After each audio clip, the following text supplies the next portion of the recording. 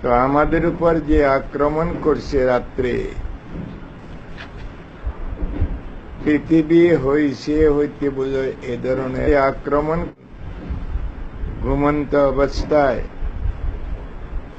জিকির আজকার করতেছে অবস্থায় তাদের উপর এ ধরনের আক্রমণ করা হয়েছে, আপনারা সবাই জানেন। নাস্তিকবাদীরা 4-5 মাস পর্যন্ত, 3-4 মাস পর্যন্ত উলঙ্গ হইয়া মহিলা পুরুষ যেভাবে রাস্তার উপর রাস্তা দখল করে যে কাজ করেছে সবাই জানেন।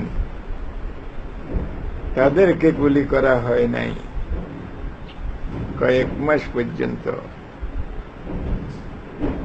কিন্তু আমাদেরকে 2 ঘন্টা 3 ঘন্টার আমি ফজরে যাইয়া বলে দিতাম, যাও এখন তোমরা নিজ নিজ স্বগ্রামে চলে যাও। এই 2-3 ঘন্টার সময় আমাদেরকে দেয় নাই। এই ধরনের হামলা বর্বরতা আমাদের উপর করা হয়েছে। আল্লাহর শুকর, আমরা নাকাম না।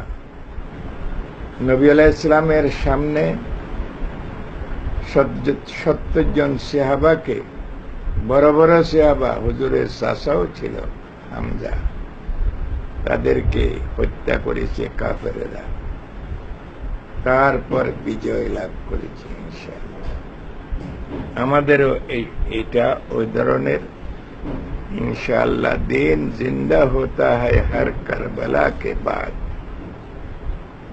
সেজন্য আমি দোয়া করতেছি আপনাদের জন্য, প্রবাসীদের জন্য দোয়া করতেছি, আর যারা শহীদ হয়ে গেছে তাদের জন্য, তাদের আব্বা আম্মাদের জন্য দোয়া করতেছি। আল্লাহ তাআলা তাদের শাহাদাতকে কবুল করেন।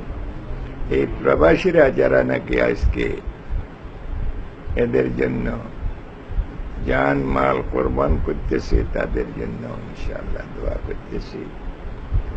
আশা করি আপনারা সামনে এই ধরনের ডাক যদি শোনেন, দিনের ডাক, ইমানের ডাক, তাহলে আপনারা আগের চেয়ে বেশি আরো ঝাঁপাইয়া পড়বেন।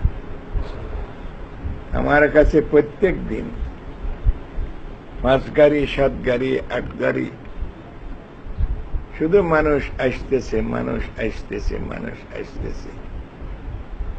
হুজুর কর্মসূচি দেন, কর্মসূচি দেন, কর্মসূচি। একজন মানুষ তার ছেলে শহীদ হয়েছে, এখানে দাঁড়াইয়া বলতেছে, হুজুর আমার কাছে যদি আরো কয়েকজন ছেলে থাকতো, এরা যদি শহীদ হইতো তো আমি আল্লাহর শুকর আদায় করতাম। আল্লাহ আমার ছেলেকে কবুল করছে, আমি একজন শহীদের বাপ হয়েছি। সেজন্য ভাইরা,